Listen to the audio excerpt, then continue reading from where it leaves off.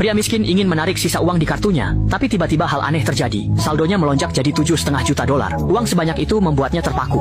Belum pernah melihat uang sebanyak itu, dia pun bingung dan tak tahu harus apa. Lembaran uang kontan berhamburan layaknya salju. Siapapun yang melihat ini pasti akan beruntung sepanjang tahun. Pria itu buru-buru mengantongi uang lalu segera melarikan diri. Tapi, benarkah keberuntungan datang begitu saja? Saat pria itu pulang, ibu kos menghampirinya. "Banyak paket misterius atas namamu hari ini," katanya. Pria itu segera masuk dan menyalakan lampu, lalu terkejut melihat tumpukan paket menggunung. Ia membuka satu kotak dan sangat kaget melihat isinya. Pistol militer, senapan serbu, peluru penembus baja, dokumen rahasia, serta bahan bom.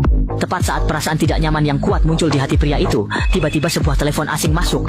"Saya, FBI akan tiba di apartemen Anda dalam 30 detik. Anda harus segera melarikan diri dari tempat."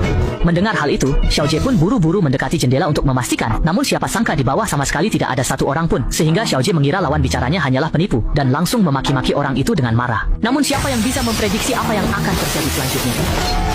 FBI. Xiao Jie ditangkap di TKP. Di kantor polisi dia terus membantah bahwa barang-barang di rumahnya terkait dengan dirinya. Mengejutkan, Kapten Anti Terorisme langsung percaya Xiao Jie karena tahu dia cuma pekerja kantoran jujur. Tapi adiknya beda. Atasan curiga adiknya ikut kelompok teroris, jadi senjata di rumah Xiao Jie dianggap milik adiknya. Xiao Jie kaget karena baru saja memakamkan adiknya yang tewas kecelakaan. Pengawas mengira Xiao Jie pura-pura bodoh, lalu pergi meninggalkannya di ruang interogasi untuk berpikir. Namun, saat Xiao Jie bingung harus apa, polisi membawanya ke ruangan lain dan ia menjawab telepon di meja. "Kami sudah menyuruhmu lari. Kami telah merencanakan pelarianmu. Pergi dan riliskan untuk mereka. Halo. Segera berbaring telentang di lantai. Apa sih yang kamu bicarakan?" 4 detik, Jerry. Itulah bosnya. Turun sekarang juga." Siapa sangka detik berikutnya. Meskipun benturan keras pesawat tidak melukai Xiao Jie, ketika dia berdiri, dia mendapati layar di depannya menampilkan beberapa huruf yang menyuruhnya untuk segera melompat turun. Tak lama kemudian sebelum dia sempat bereaksi, dia langsung didorong jatuh oleh rak besi di sampingnya. Siapa sangka, baru saja Xiao Jie mendarat dengan selamat, sebuah kereta tiba-tiba melaju cepat ke arahnya.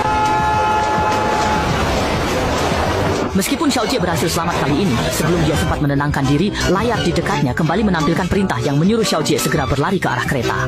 Menyadari lawannya sangat hebat, Xiao Jie pun terpaksa naik ke salah satu kereta secara acak. Namun, baru saja ia menemukan tempat duduk, suara dering ponselnya kembali terdengar. "Tetaplah di kereta selama 3 stasiun lagi dan tunggu di bawah peron." Mendengar itu, Xiao Jie turun dari kereta sesuai perintah lalu naik ke mobil. Namun saat duduk, wanita di dalamnya tiba-tiba berteriak padanya. Aku akan membunuhnya. "Bunuh kau demi anakku." Ternyata Ana juga disuruh orang misterius menjemput Xiao Jie karena anaknya sedang disandera. Saat mereka masih bertengkar, tiba-tiba peluru menembus kaca mobil. Ana segera tancap gas untuk kabur, tapi mobil polisi juga mulai mengejar.